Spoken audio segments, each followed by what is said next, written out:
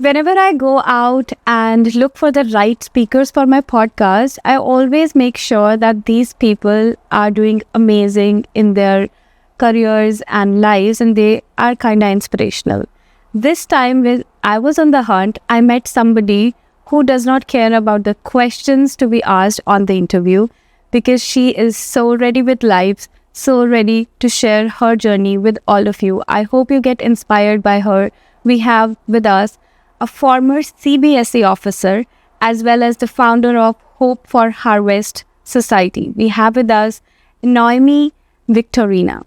Thank you so much, Noemi, for coming on class. Thank you for the opportunity to be interviewed. So, Noemi, I know you belong to the Filipino community, and you have been doing amazing work within the Surrey region as well as outside. So, but people know your work. They have seen what you have done and what your future plans, but they don't know your past. Okay. I mean, the first question that comes to my mind is, where were you born exactly? How was your childhood like? Wow. Well, thanks for that question. Life is not always easy, right? But growing up, I have to say that my life was not that difficult.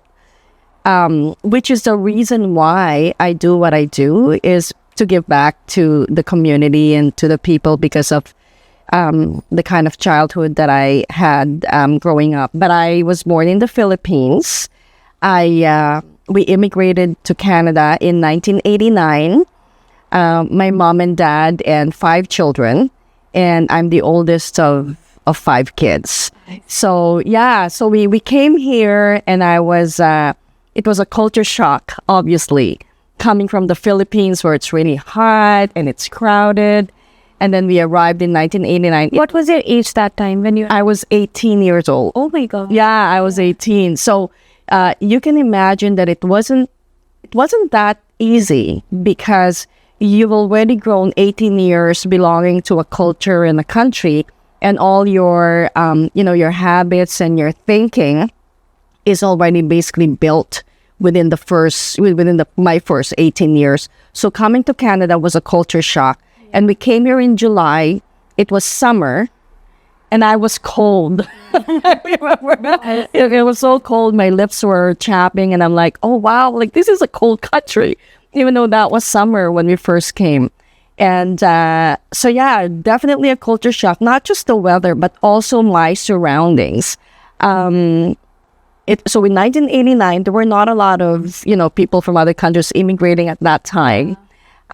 So I remember, I'm like, oh, where's everybody? Like at 4 p.m., I'm like, oh, where are the neighbors? How come nobody's going out? Like, what's going on? Because, in the Philippines, even at 10 a.m., you have people you go out and you see people in the street and they're talking. So, but here, 4 p.m., 5 p.m., it's like, oh, there's nobody here. Like, exactly. So for me, that was definitely a culture shock. Yeah. So you were kind of first unlearning everything that you had learned for the first 18 years, and then trying to learn everything new, basically. Yes, absolutely. But your parents were with you, and I remember before starting this conversation, you were talking a bit about your father, what he taught you. So can you guide us more on what was the best lesson your father or mother they taught you while you were growing up here or in Philippines? Yeah, well, they taught me a lot. My father is hardworking individual. He would take me to at a really young age. He trained me really young. My dad was a salesman, and he was really, really good in sales. So everywhere he goes, he would take me at the age of 14, and I would watch him. And so at a very young age, my father taught me, how to deal with people, how to act with integrity, how to, do as you say. And not only that, when you're growing up, I want to try different things. You wanted to try everything? I wanted to try everything. And then my dad he taught me the value of prioritizing and using your assets where your gifts, like what is your biggest asset, right? So my dad would tell me, daughter, it's so good that you want to try all these things, but I suggest that you you stick to what you're good at. You stick to what you're good at. And you know what? That, of course, my father has given me a lot of lessons and a lot of wisdom throughout the years. But that one thing, which is if we're going to talk about work-wise, the prioritization of your goals and even your action plans, I got it from him. Amazing. Yeah. So now I'm like, okay, so what's more important? Can I do this? And if I cannot do this, who can do it? Yeah. Right? Because we don't need to learn everything or know everything. Yeah. Just like what Henry Ford said. Sorry, I'm talking a lot. So Henry Ford, he's this big, he's the founder of Ford Company, and people were criticizing him. Well, you're not even a degree holder or whatever. Well, what can you do, right? And he basically said, you know what? At a push of a button, I can get somebody who knows how to do those things. So in this world, my personal opinion, and I live by this, is that make sure that you know people around you that can help you do what you need to do, because you cannot do everything. That's the lesson anyway that I got from my dad in terms of business wise. But most of all, it's the integrity of words. So when I say something, I want to make sure that I actually really mean it and I do it. So for me, that's like my number one principle in life. Amazing. I'm so glad that you shared about prioritizing and about your father, because in this age and time, you're a mother yourself. You do realize that kids are, they don't have that bonding because of maybe digital world or other priorities. They don't prioritize learning from their parents. Maybe some do, but just, overall situation. So any advice you want to give to the parents now about how to connect with your kids and how to pass on the lessons of life to them? How do they do that? Like being a mother, what would you say?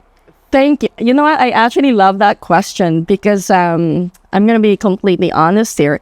The way we do motherhood depends on each mother. Okay. So we cannot really say, okay, just because you cook 5 days a week, you do your meal prep for your children, that makes you a good mother, right?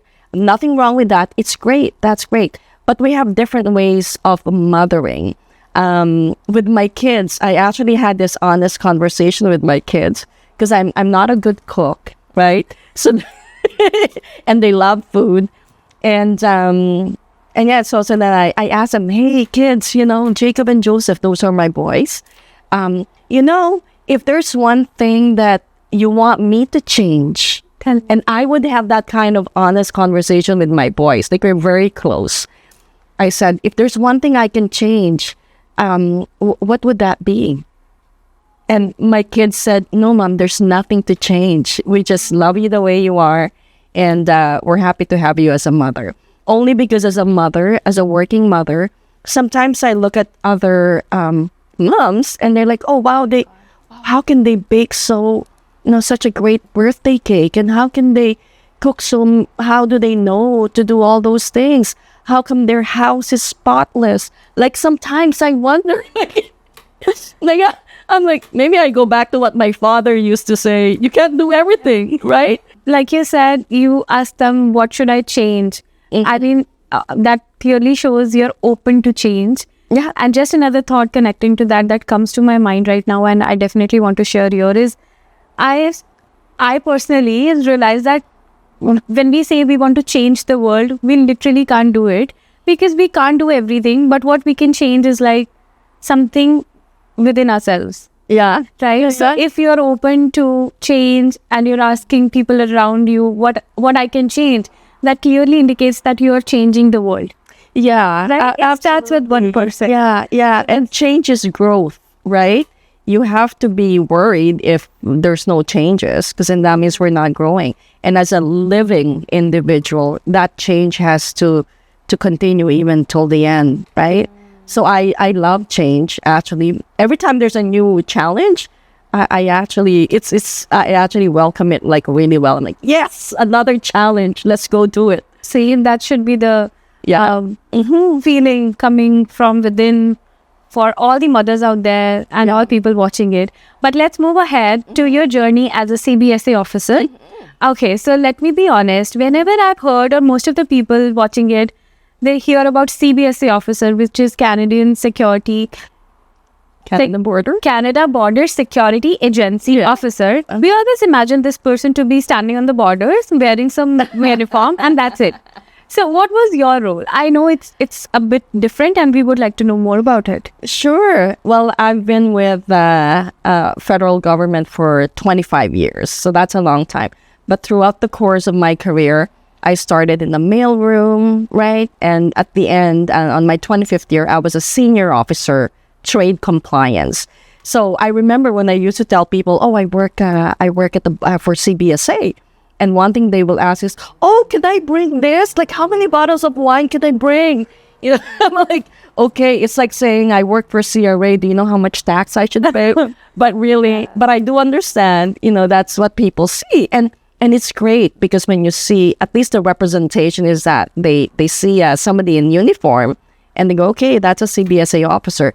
But there's other positions within the federal government, within CBSA, that is just beyond the border. So in my particular position, I was with the Trade Compliance Division. There's two things that cross the border. There's people and there's goods. Yeah. So I looked after the goods. So what I did, my primary role is, so just to give you a specific example, let's say a truck comes in and they say, "I have $1 million worth of imported goods from Europe."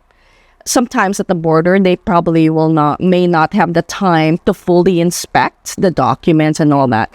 So what I did was what you call post-importation. So you've already crossed the border, and people might think, "Yeah, you know, that's great, that's done, you know." But I could actually come in within a year and say, "Hey, by the way, you know, you declared $1 million. Let me see the invoices." And that is after you've already declared. So you better make sure that you're declaring the correct amount and where the goods are from at the border. So basically, the Audit. Basically, it's an audit. Yeah. Investigative instincts. Yes. I would travel to the United States a lot, and I would go to companies and look at their computer and accounting records and do those things to make sure that what they declared is the full amount. Because sometimes it's just the first payment of 10, right? And they only declare the first payment. So I do the post-importation audits. So this is so interesting to understand this new, this job opportunity that people can, apply for. And because you always talk about unemployment and with immigrants coming into Canada, but they are limited or less job opportunities for them. But maybe there is a hidden job market like this job and they don't know about it. How can they get into this field? Like, what would you suggest them? So just a quick tip. I'm not going to go into detail. But if you're, if they say here, these are the requirements of the job, must have. If they say must have a degree in so-and-so, must have 5 years experience in this, when you do your cover letter or your resume, you have to make sure that basically just point by point address the requirement. They don't need to know all the other things. Because when I personally, during the time that I was hiring, I would literally look at the requirement. I would look at the resume and I would basically tick. Okay. So just make it like short, concise, and to the point. That is for me, would help a lot in getting you screened in. At least the step one. It's step one. Yeah. Now that's a government job, but as we know, we have a lot of job opportunities even outside the government. And I know even both my boys are having a hard time finding jobs sometimes. And I'll tell you what most people don't talk about enough, and it's the value of networking. So networking is that, okay, you have to, you apply with 10,000 other people for this one job. That's really hard. But the truth of the matter is, if you go out and network and market yourself. I don't like to use the word market, but just literally market. Yeah. Like you are your brand.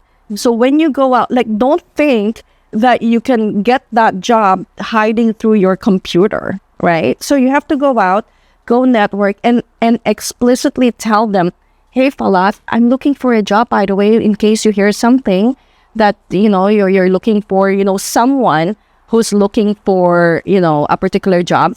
And I'll tell you, outside my government job, almost 100% of my job is because of networking. Crucial. You have to market yourself apart from sending resumes. And yeah, just build your own brand, network, and let them know that you're looking for a job. So what if like somebody is looking for a job, they apply, and probably they don't know anybody in that organization they're applying for? How do they network? Like how do they take that first step of starting the networking? Shall it be social media only? Shall it be in-person meeting? And how? Like that's another question that coming from the viewers. There's a lot of networking opportunities. Sometimes you can join like associations and groups. And I know that it's mostly for business people, but for example, the Chamber of Commerce, Vancouver Board of Trade, similar networking associations, just go around and meet people. And be intentional about when you go to those networking events. Be intentional, meaning, okay, I will go here, I will meet 5 people, and these 5 people will have something that can offer me and I can offer them, meaning there's reciprocity. Okay, so for example, you're in IT and you're looking for an IT job. As you go through your network, doing your networking, you kind of have to figure out, okay, like what kind of industry should I Get to know, right? So if you're from the nonprofit, for example, when you attend like networking events, then you would think, okay, who should I meet? Then it would be the banks, maybe the funders. Exactly. So again, market yourself. Be intentional. Don't go there just to drink wine. Of course. Because you can drink, you can have a sip anywhere. So be focused. Be focused. Yeah. Absolutely. Okay, so that was a great learning coming from you. Now we'll move ahead to the nonprofit that you have come up with. Yeah. After serving the community for 25 long years as the CBSA officer, you finally are into the nonprofit world. Yeah. And so what was your reason behind starting it, and how can people take advantage of your nonprofit? Thank you. I was really young. I can't remember how old, but really young. And then I saw this teenager at the corner. And then what I did, I just took one pizza and I gave him the entire box. That to me was like, okay, and it made me feel good. And I'm like, okay, this is what I wanted to do.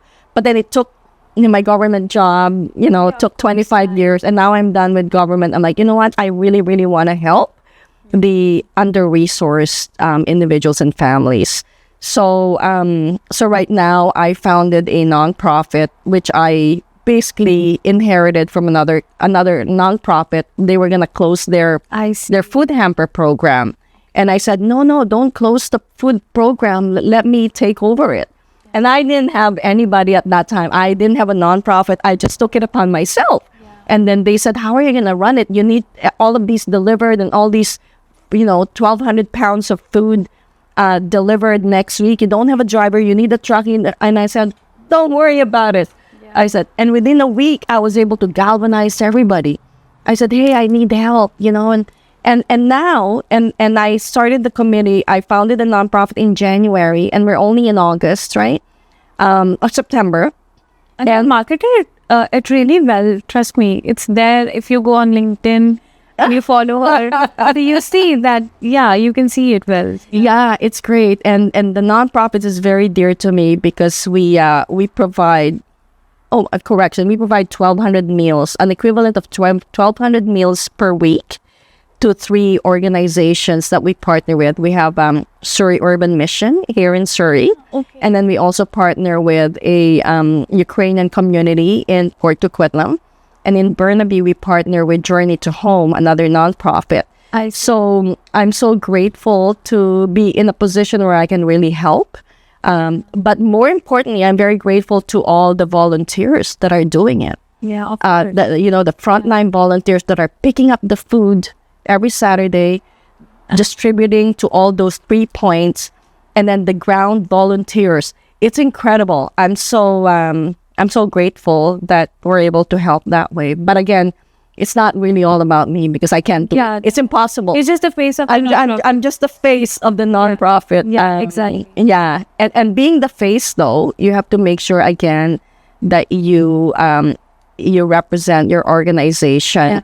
and that when they see you, they know, Or to connect. yeah, They exactly. can connect the Yeah. I do get you. I have a lot of questions, but because of limited, people don't have a lot of, they don't stick to one video for long. Yeah. So we'll try to wind up the part one of the video today with my last question. Okay. That, you have offered enough inspiration to people to come out of their shells and their beds in winter and go out and help people in whatever way they can, whether it's money, time, whatever, right? Is there any message that you want to share with people out there watching this video? Any random message about life or giving back? Because there are some thoughts that are always with us.